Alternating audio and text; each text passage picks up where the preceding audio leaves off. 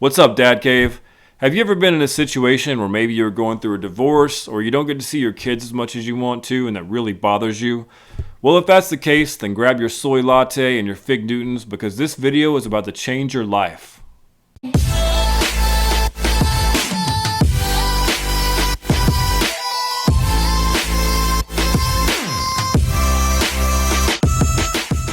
What's up, Dad Cave? My name is Billy Hale. I'm the founder of Military Veteran Dad Cave. We started last September and already have over 2,000 members. We are growing like crazy. So I just wanted to take a minute and kind of let you guys know about my story. So when I was in the military, I was in munitions. I built bombs, did guidance tests on missiles and chaff and flare, delivered bombs to the flight line. So that's kind of what I did. I deployed back in 2012 to Bagram, Afghanistan. We took a lot of incoming fire. That's where a lot of my issues came from. At the time, I was married, and my wife, I didn't know this at the time, but was pretty much spending everything that I made while I was deployed. So I got home in 2013 and was basically broke. That year, we also got a divorce. The only good thing that came out of that marriage was my two sons. I was in a really abusive relationship, and it wasn't me doing the abusing. She was a very angry person, out of control. We just fought all the time. It was horrible. We ultimately got divorced in about 2013. At that point, I ended up making the huge mistake of giving her the house and pretty much everything because she had my kids and I wanted them to have everything. So I moved out. We had a verbal agreement that once I got my own place that I could see the kids as much as I want, but I ended up getting stuck with supervised visitation at my ex-mother-in-law's house. Yeah, it's pretty terrible. Her family was not friendly to me at all. I mean, I would show up and it would just be stress from the moment that I got there to the moment that I left. Of course, I loved seeing the kids. They loved seeing me, but it was really hard on them and me. It was to the point they basically treated me like I was a sex offender, like I was mentally just out there. I couldn't even walk the kids around the block. I could barely take them outside to play. It was crazy. So I remember every time that I would have to leave, it destroyed my kids because I hardly got to see them to begin with.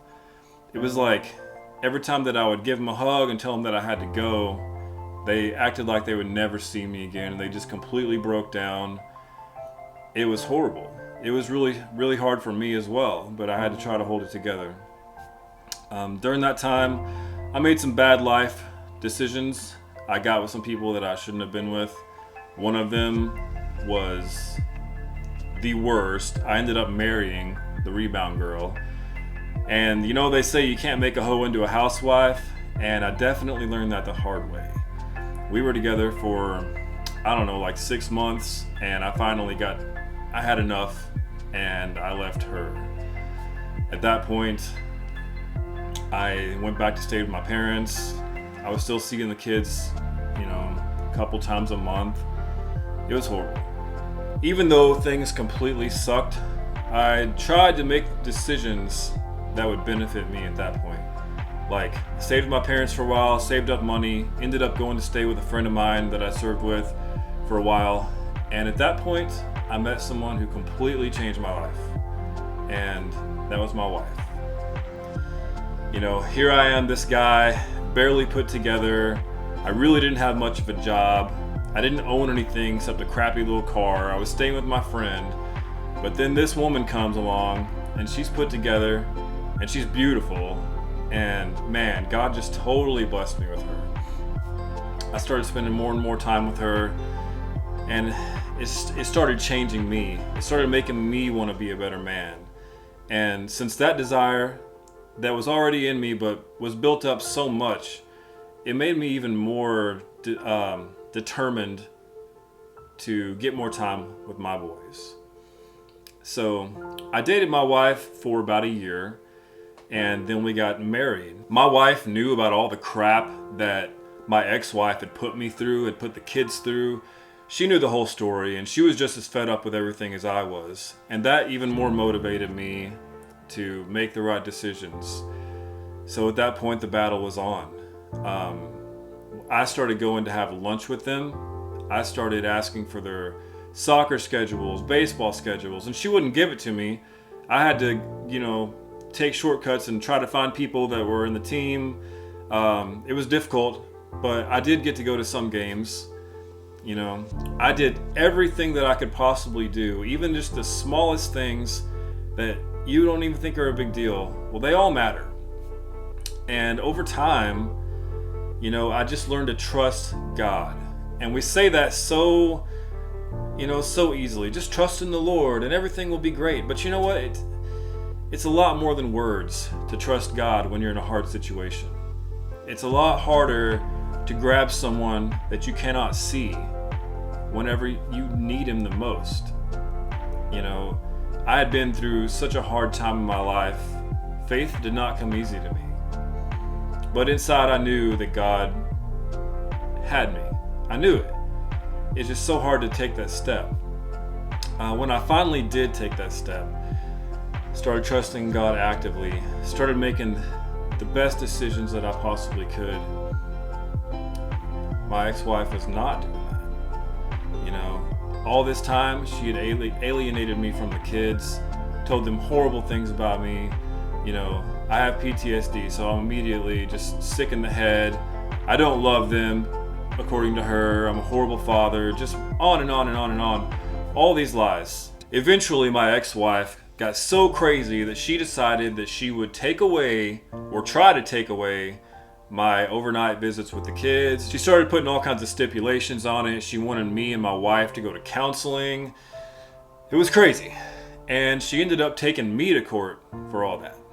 Well, she did not know that I had been preparing for this for years.